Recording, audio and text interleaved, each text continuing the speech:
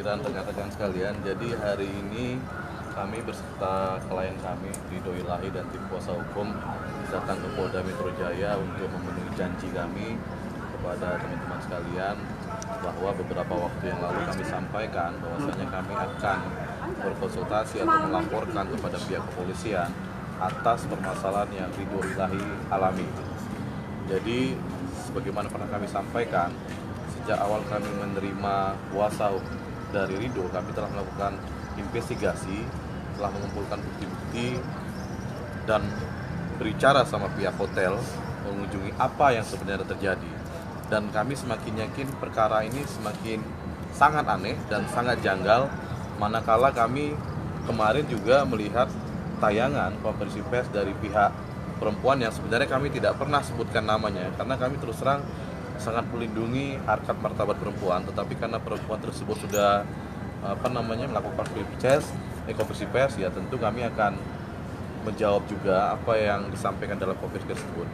Intinya kami hanya mengingatkan, di dalam era teknologi sosial media sekarang mendingan nggak usah berbohong lah gitu. Artinya apa yang disampaikan itu jujur-jujur aja. Kami selaku lawyer juga profesional ya menyampaikan fakta apa adanya gitu loh.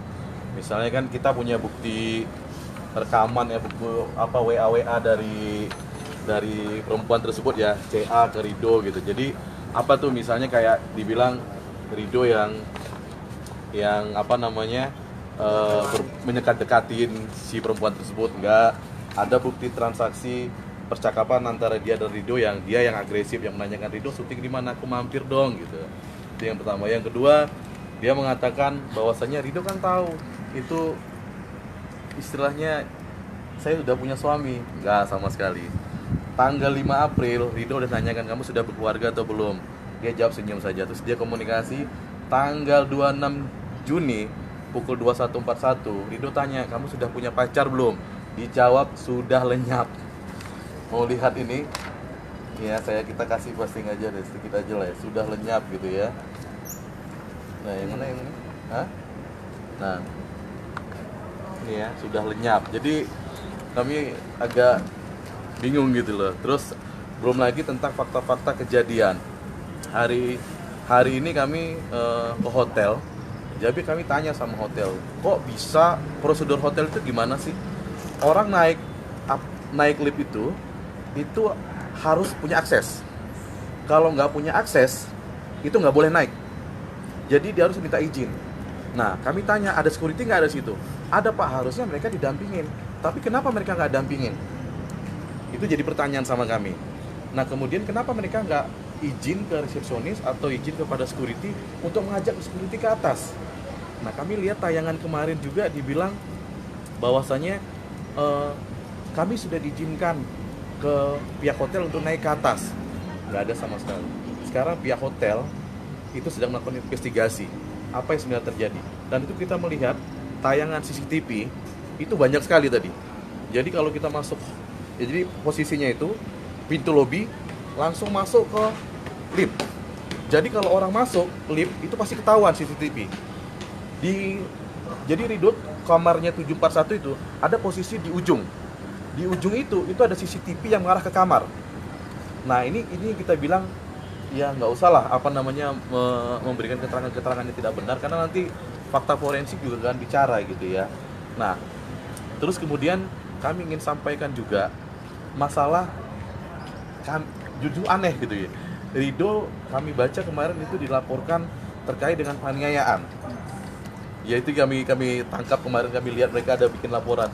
Ini justru aneh. Posisinya itu yang kami tangkap adalah mereka, perempuan ini masuk duluan, kemudian suaminya muncul, Ridho dipaksa diam, nggak bisa ngapa-ngapain.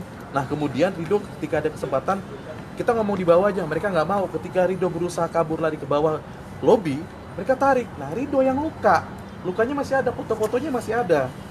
Jadi foto-fotonya masih lengkap semua. Sorry udah. Ini ya. Ada foto-fotonya. Ini. Nih. Ini robek, luka-luka. Baju robek. Logika nggak kalau misalnya Ridho sendiri menghadapi 4 orang tersebut, bahkan ada indikasi 5 orang. Ya kan? Nah, Satu lagi yang menarik tadi kami konsultasikan adalah, makanya kami melapor, karena ada istilah menggunakan oknum kepolisian tadi. Ini kan berbahaya. Jadi waktu Ridho keluar dari kamar, ini kami minta pihak hotel untuk ambil CCTV-nya, itu kan ketemu sama seseorang. Katanya ngaku anggota. Nah, itu dihalangin sampai ke bawah. Nah, kemudian kata si perempuan itu anggota. Loh, ditanya Mas Ridho, tahu dari mana kamu anggota? Ngelihat di sini ada becengnya. Loh, kok tahu si perempuan? Lalu Ridho minta tanya, ya kan, ini ada apa? Mana kartu identitasnya? Si anggota oknum itu, ini benar atau tidak ya? Ini kan bisa merusak itu sistem baik Polri. Itu hilang begitu saja. Nah, belum lagi ada indikasi-indikasi yang lucunya begini. Kami tanya sama security itu, jadi waktu turun di bawah, turun ke lobby tersebut, itu mereka nggak segalak pada saat di kamar. Di kamar, Ridho diancam-ancam, kamu berebut istri orang, kamu ini selingkuh, kekasih ipar saya begini, selesaikan secara damai, secara baik, ditekan segala macam. Begitu di lobi di bawah, mereka diam, ngomongnya bisik-bisik. Makanya kami tanya, panggil security, ada nggak pada situ? Nggak ada, Pak. Lah, kalau ini logikanya gini ya teman-teman, maaf sekalian ya. Kalau Anda misalnya, siapa yang sudah berkeluarga di sini ya, kalau istri Anda selingkuh, ketahuan di dalam kamar hotel, reaksinya seperti apa? Diam nggak? Wah, kalau saya selesai udah itu orang gitu. Istri saya ketahuan ini diam, kemudian nggak ada ribut di dalam itu. Artinya kan seharusnya panggil, Pak, ini pelaku ini sedang selingkuh, saya tolong amankan, tolong jadi saksi. Itu nggak dilakukan, tenang begitu saja, senyap. Bahkan si Ridho bilang, ayo, ada buktinya, transaksi percakapan, ayo kita ke polisi. Kalau kamu, saya nggak pernah nyentuh kamu loh. Kalau ada sedikit pun ya, sidik jari di bajumu, di rambutmu, itu terbukti saya bayar 500 juta. Ayo kita ke polisi. Malah mereka yang nggak mau. Mereka nggak mau ke polisi. Malah si perempuan ini selalu bilang, selesaikan secara kekeluargaan, saya backup kamu gitu. Ini ada apa? Bahkan Ridho hanya meminta mereka, tolong tunggu sebentar dong, manajer saya, saudara Ellen, ya, itu sama temannya mau datang, biar kita bicara baik-baik. Mereka pergi satu persatu. Jam 3 mereka pergi satu persatu. Ada apa pertanyaannya? Kemudian tinggallah si perempuan ini. Perempuan ini bilang, tolong selesaikan dengan baik-baik. Selesaikan baik-baik gimana? Kamu ngomong sama suami saya. Loh, saya dari awal kan sudah bilang, tanya sama kamu sudah berkeluarga atau belum? Kamu bilang belum. Saya tanya, kamu sudah punya pacar belum? Sudah lenyap.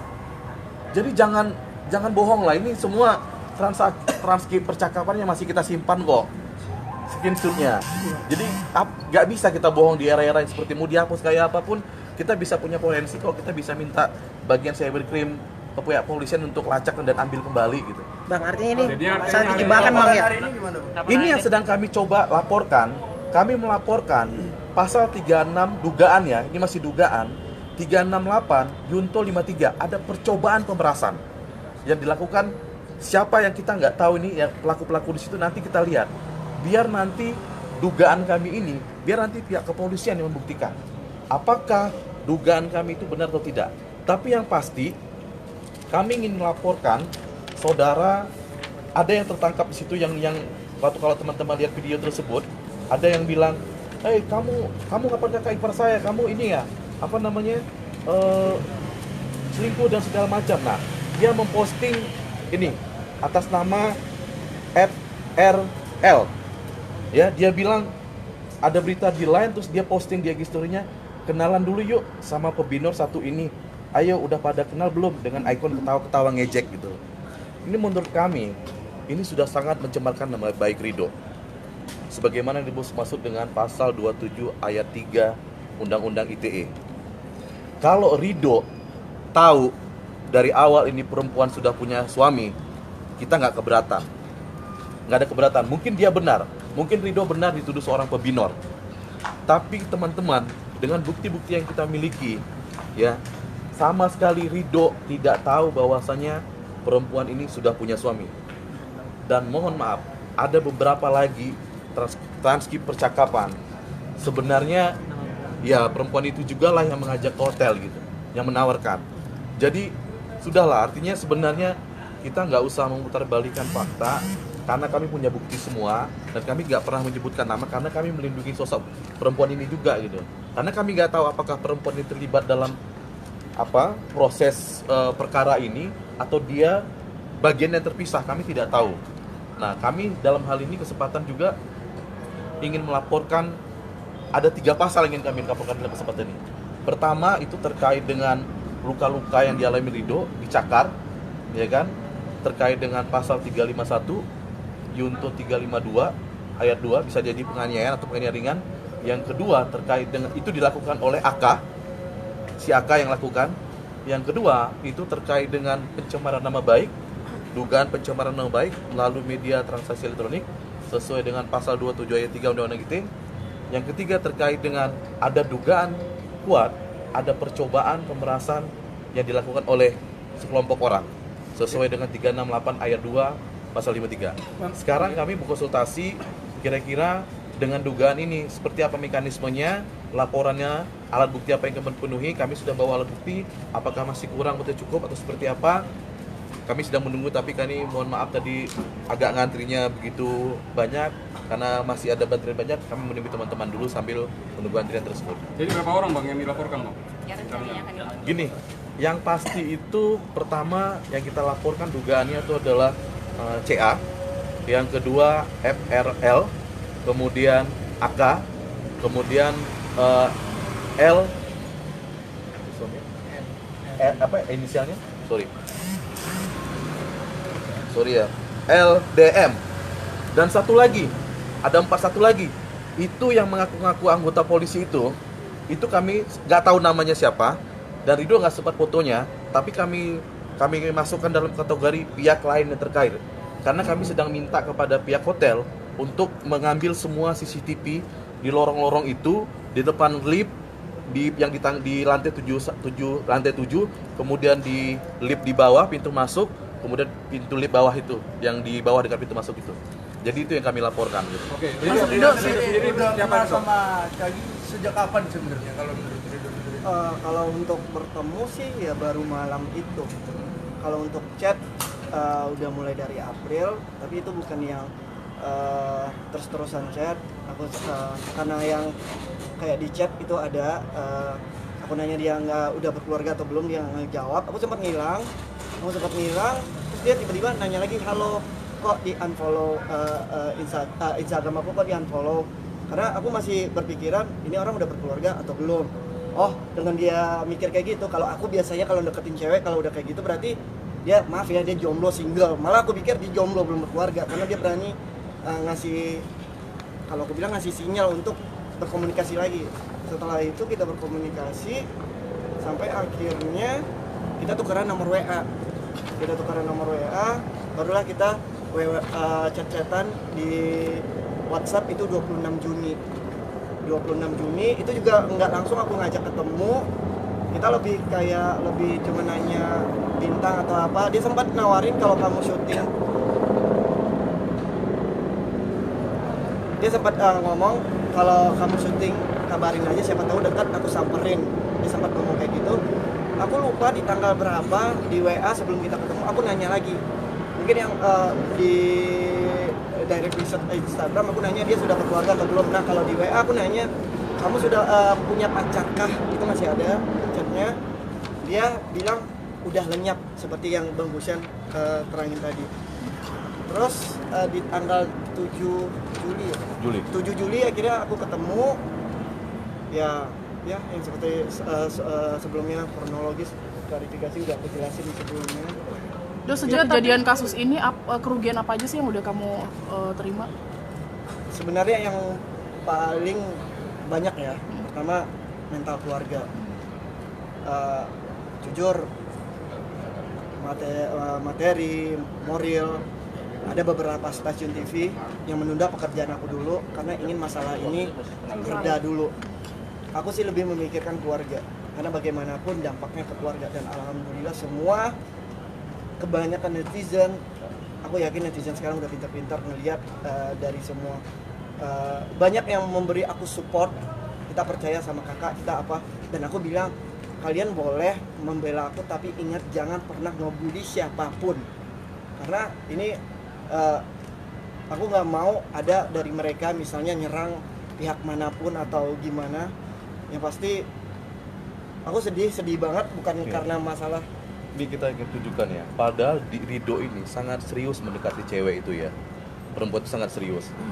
Ini kita pernah chat, coba kita chatan dari sorry aku ajak nonton bareng sama mama deh, kali aja nyambung sama mama aku. Rido ingin mendekatkan perempuan itu kepada mamanya karena serius, karena nggak tahu istri orang. Si cewek kemudian hahaha, baru disuruh Tuhannya sekarang Rido, hehehe, salam aja buat mamamu, ya nanti aku ketemuin dia tanpa pasang senyum gitu. Ini menunjukkan dari pihak Rido serius sampai tunjukkan keluarga, tapi ya itu dugaan moral yang di samping Rido tadi. Belum lagi ini kami ucapkan terima kasih ya kepada teman-teman media, kepada publik. Dengan perkara ini kita ungkap ke publik, banyak sekali informasi DM yang masuk tentang kalau teman-teman ikutin keempat akun tersebut, terutama 2 orang perempuan yang merekam itu IG story-nya ya, kami terus terang tim kami terus bekerja mengumpulkan fakta-fakta itu kita terkejut-kejut juga informasi yang masuk.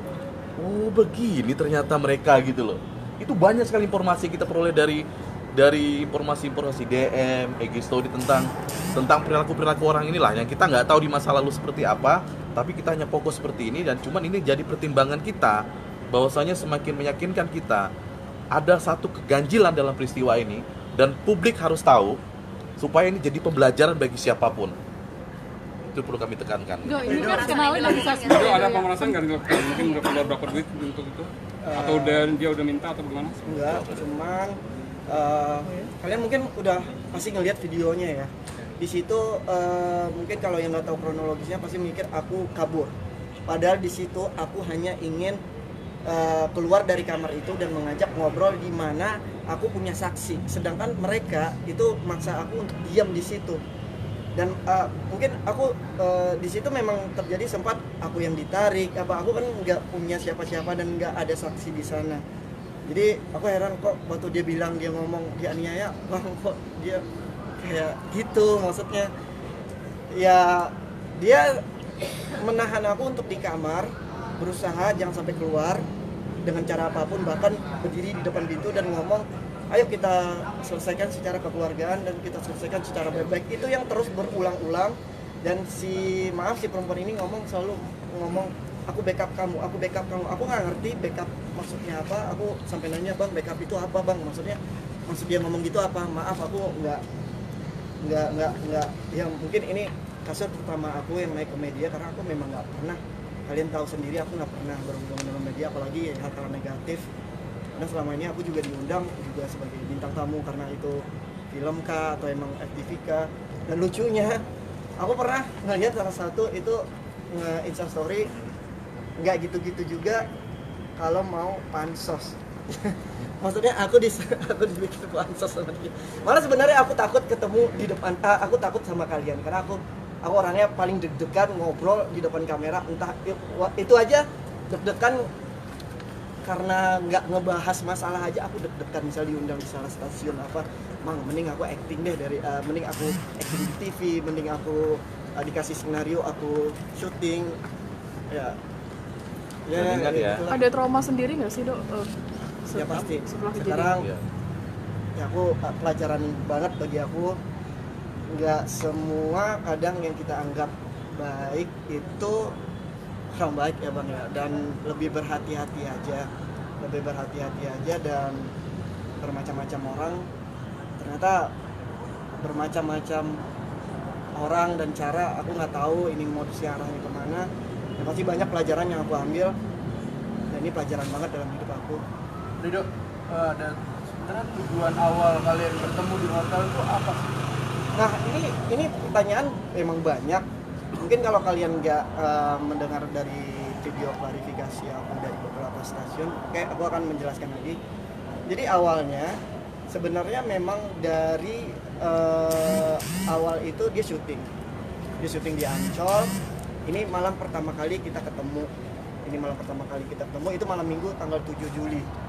Aku sempat nanya kamu di mana, lagi apa. Ini malam Minggu, wajar dong. Aku selama ini emang Dan posisi aku jomblo, aku single, aku ingin dekat sama cewek. Aku wajar dong kalau aku ngajak untuk jalan keluar malam minggu. Terus dia ngomong, oh aku lagi syuting di Ancol. Aku lagi syuting di Ancol. Terus ketemu yuk. Aku bilang kan, ya udah kita ketemu di salah satu fast food di Saharjo. Kita sampai ke sana. Akhirnya dia ngomong dia capek abis syuting dan besok dia mau syuting pagi lagi. Dan dia mau syuting pagi lagi, dia mengajak aku itu ke salah satu tempat peristirahatan dia, yang dimana dia bilang sama aku itu adalah tempat biasa dia istirahat, yang aku nggak tahu itu menuju kemana. Mungkin di pikiran aku itu base camp atau apartemen dia, atau mungkin kos-kosan dia, atau ibaratnya aku sebagai cowok mikir ini cewek ngajak berarti dia udah percaya sama aku kalau aku bukan orang jahat dan nyaman-nyaman aja gitu. Ya udah akhirnya kita menuju tempat itu, dan sampai di tempat itu aku kaget ternyata itu hotel. Nah, itu kenapa alasannya nyampe ke sana. Tapi kamu sendiri katanya udah nyiapin kamar di hotel daerah Cibubur. Nah, itu sebenarnya gini. Aku kan sebelum ngajak dia itu bilang, teman-teman aku ada ulang tahun di salah satu hotel bintang 4 atau bintang 5, aku nggak tahu ya, di Cibubur. Dan itu bukan berdua aja. Aku ngajak dia ke situ dan ini ada chatnya di sini yang dia bilang, ya udah nggak usah, kita ketemu di Jaksel aja. Dia ngomongnya kayak gitu. Do, ini kan kenal di sosmed tuh. Sempet nggak sih kamu tuh ngecek dulu Instagramnya? Mungkin ada postingan dengan sang suami atau apa? Aku orangnya, kalau aku orangnya, ya itu aku yang ngechat yang kamu sudah berkeluarga kah? Jadi aku lebih bukan yang, ya aku bodohnya besok kalau aku kena cewek aku harus lihat sampai ke bawah, mungkin sampai, karena di situ memang di beberapa baris di atas itu memang nggak ada dia bersama, dibilang ini my husband atau apalah, atau video dia nikah atau apa. Aku emang sempat lihat beberapa fotonya 3 baris di atas, tapi kan dari awal perkenalan aku udah langsung nanya. Di April itu aku udah langsung nanya, kamu sudah berkeluarga kah? Dan itu aku ulangin lagi sebelum kita bertemu di tanggal 26 Juni. Aku nanya udah punya, oke, dia nggak jawab punya keluarga, berarti aku beranggap oke, dia nggak punya berkeluarga. Akhirnya aku tanya, udah punya pacar kah? Ada chatannya, dia jawab sudah lenyap.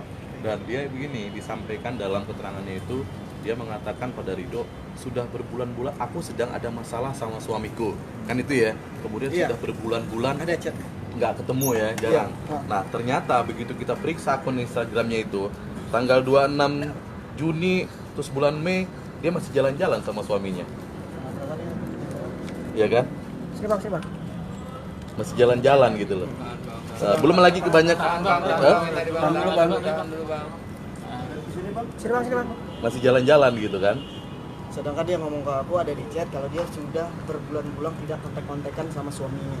Ya intinya banyak lagi informasi-informasi yang menurut hemat kami ya bohong lah gitu ya. Artinya kita punya bukti-bukti yang sangat kuat apa yang disampaikan itu nggak benar gitu. Do, terakhir Do, ini kan dari pihak sana pengennya kamu Minta beretikat maaf. baik. Yes, kamu Ya. gimana? Aku bingung ya, maksudnya aku sempat mendengar mereka menunggu dalam seminggu ini aku meminta maaf atau tidak, atau kalau aku nggak meminta maaf mereka mau melaporkan aku ke polisi. Sekarang gini, aku meminta maaf karena apa? Karena aku meminta maaf karena aku tidak tahu mengajak istri orang untuk ketemu. Apa mau minta maaf seperti itu? Atau kalau seandainya oke. Jadi gini, pas di lobi aku akhirnya ngomong kayak gini. Aku lebih menyelamatkan pernikahan mereka. Di situ aku masih berpikir, ya udah, Bang, gua minta maaf, sumpah demi Tuhan, demi nyokap gua, demi keluarga gua nggak tahu kalau ini istri lu. Gua minta maaf, lu jangan sampai pernikahan lu hancur dengan istri. Sumpah, aku sempat ngomong di lobi kayak gitu. Dan tapi kayak nggak puas, aku nggak tahu apa yang mereka incar, aku nggak tahu maksud permintaan maaf mereka itu apa. Dan di sini kalau nggak mungkin juga dong aku mengakuin kalau aku tahu, karena aku nggak tahu. Jadi aku bingung permintaan maaf mereka itu apa. Oke. Dah. Udah, Bang. Makasih Gitu ya. Makasih, Bang. Belum DP-nya nanti. Ya udah, Bang. Belum. DP dulu deh, Bang. Sip. Kalau nunggu itu nanti teman-teman malah kemalaman kan, nggak enak buat teman-teman gitu. Makasih banyak, Bang. Ya, Siap. nanti kalau udah dapat kami kirimkan aja lah ya. Siap. Terima kasih banyak semua teman-teman ya. Selamat malam semuanya.